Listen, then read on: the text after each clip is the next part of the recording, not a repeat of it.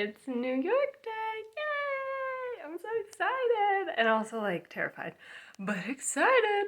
I haven't traveled on a plane in like 4 years, but I feel like I'm well prepared. I was able to pack everything up last night faster than I thought I would. I thought I'd be way more busy today and just rushing around trying to get things ready, but I am ready to go. The only thing I need to do this morning outside of taking a shower, which I'm about to do, is to run back to the store to get the little magnetic thing taken off my skirt that I bought.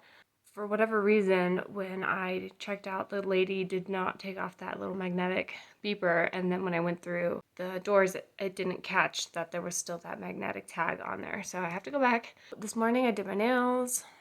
They're ready to go. I did a workout, I had my breakfast, now I'm gonna shower, and then I'm gonna go to the store, and then I'm gonna eat lunch, and then Justin's coming to pick me up, and his wife is driving us to the airport, and we're gonna go, and it should be a great day. And so our journey began. I felt very well prepared for making this trip, and I was excited to finally get going.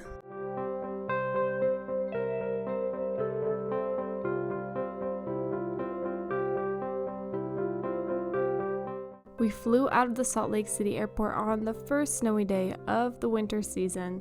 Our flight was around 1 p.m., and I had the most perfect window seat.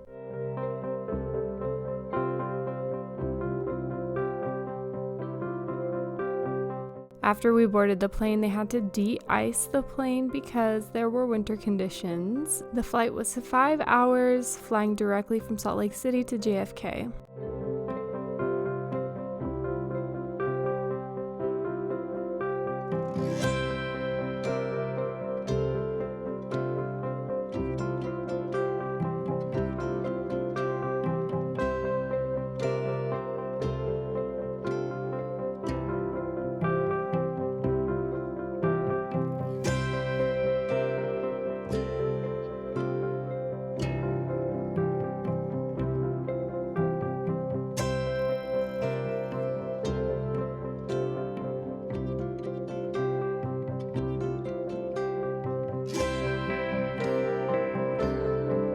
The flight was long, but it was very smooth, and as we were approaching landing, we flew over New York City in the dark, and you're actually able to see so much of the recognizable landmarks from the sky. That really big bright spot in the middle there, that's Times Square. And there's also the Empire State Building and the Chrysler Building that I can see from this video. That dark spot on the right is Central Park. We landed safely. I confirmed that my luggage made it. I took a picture of it because I could see it right at my window, and we made it out of the airport, got an Uber, and then drove over to our hotel. After arriving at the hotel, we were both tired and hungry, so one of our first things that we needed to do was go get dinner.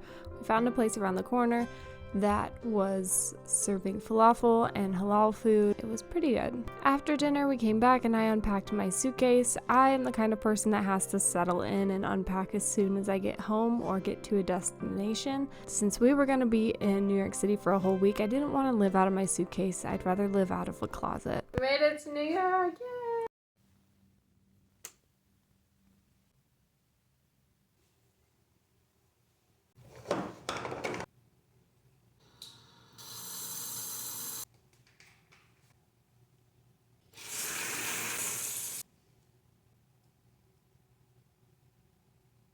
While my eye patch is burning, why don't I just update you on the plan for the day today? So it is 6 in the morning, make that 4 o'clock Utah time, and we are going downtown today. We're going to Grand Central Station, then get lunch, and we just have to get such an early start to our day because I have check-in for Coco Camp at 2 p.m. and we just have to be back in time for that. We're gonna go get breakfast and then get ready to go and hopefully get on a train around 7, between 7 and 7:30, and then be ready for an exciting day full of adventures and enjoying being in the New York City area.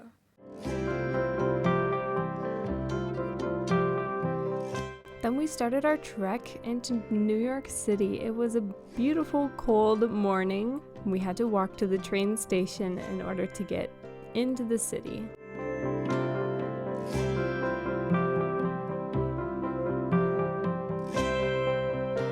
The train that we took us straight to Grand Central Station, and that is where we started our first adventure of the day.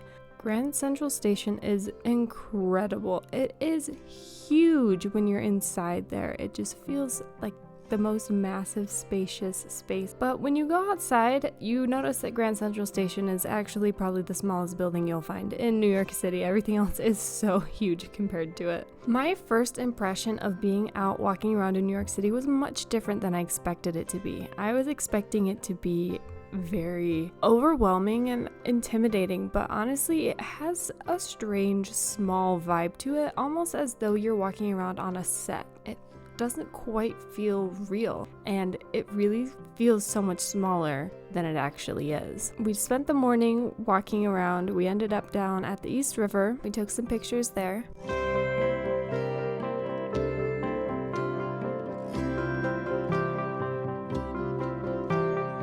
Then we decided to go and walk to the Empire State Building because it was surprisingly close to where we were. Honestly, everything was so walkable. It was amazing. I love walking from place to place and not having to take transportation. So we went and we checked out the Empire State Building. After seeing the Empire State Building, we walked up, saw a few places like the Macy's store. We walked past Bryant Park. We ended up at Ippudo for lunch, which I picked out because they have bao buns, and that's one of the things on my list I really wanted to eat when I was in New York City. It was a very cute restaurant, and I also had this delicious cucumber, but the bao bun was exactly what I came for, and it was so good. After lunch, we walked back to Grand Central Station to catch the train back to our hotel, and I discovered there's an Apple store in Grand Central, which seems just not right.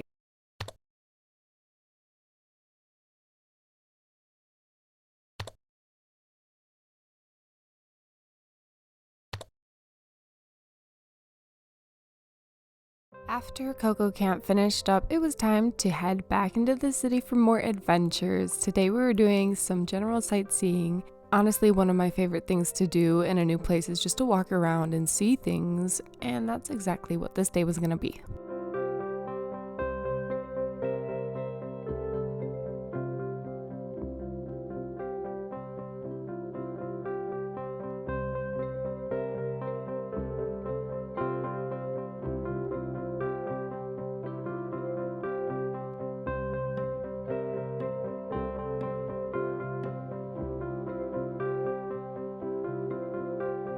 We took the subway from Rockefeller Center over to Chinatown. Probably my number one goal for this trip was to make it over to Chinatown and get some actual good Chinese food that is vegetarian. Where I'm from, it is very hard to find vegetarian Chinese food in the styles that I want. We went to a vegetarian dim sum place and had a bunch of delicious small plates of food. Everything was so good. This was an extremely fulfilling part of the trip. Honestly, I really needed this. After our stop in Chinatown, we walked down to the Brooklyn and Manhattan Bridge areas. It was a pretty cold and windy day, but it was beautiful with the sun shining. We spent some time here enjoying the view and taking some pictures.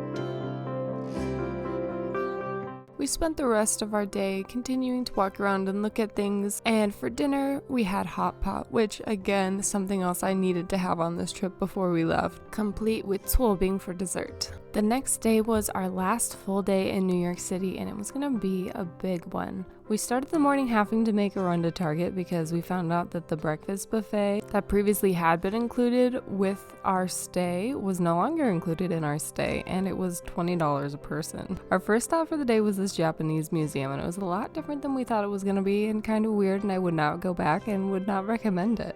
We were trying to go to the Met this day, but turns out the Met is closed on Wednesdays, and I totally missed that when I was planning out this trip. For lunch, we went and stopped at Liberty Bagels, and New York bagels are just as good as they say they are. For the second half of our day, we took the subway over to Central Park.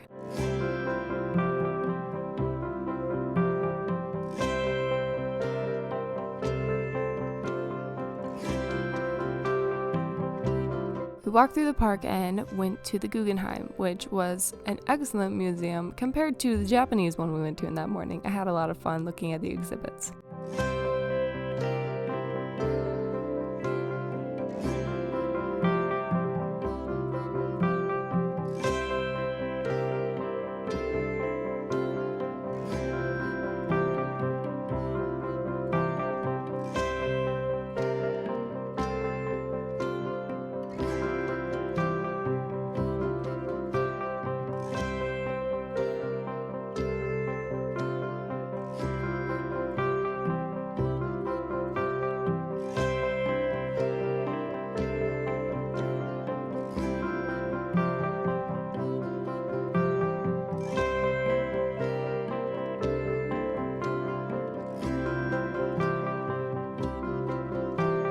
The last thing for us to do on this night was to head over to a photo studio that we had rented. We had a photo shoot planned with a local New York model, and the studio had a wonderful view of the Empire State Building out the window.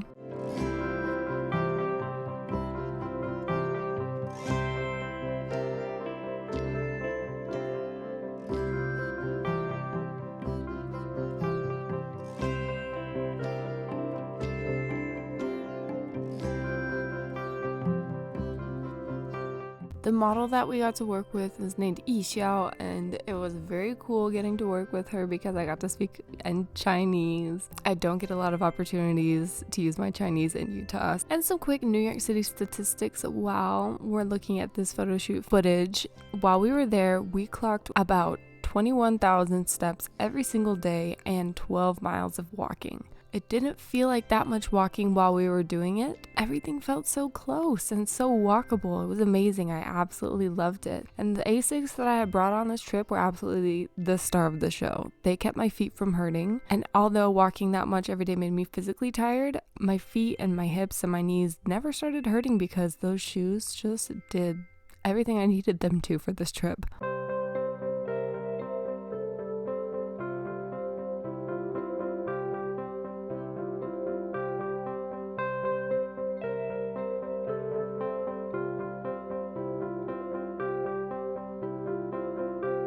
And the last thing on my food bucket list for New York City was pizza. And now this is the standard. If my pizza is not this thin crust, I don't want it.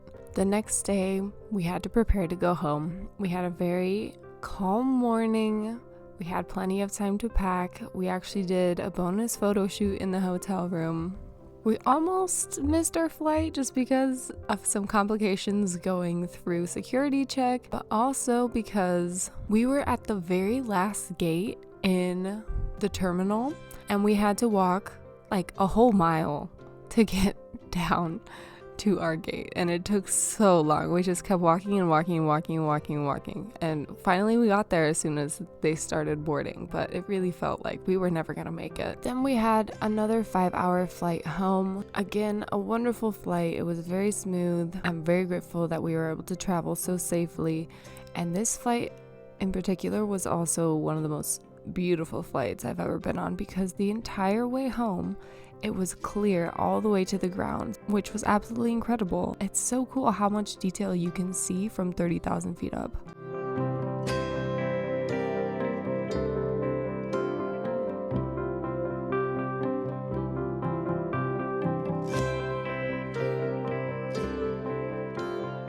And of course, flying into Salt Lake City, if you haven't had the pleasure of doing that, is an absolutely amazing experience to see the mountains from an aerial view.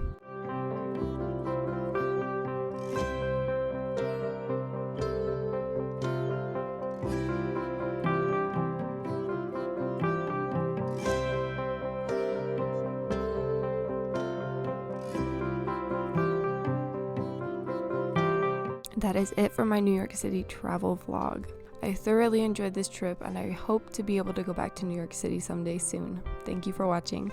Please subscribe to my channel. I'll see you in the next video.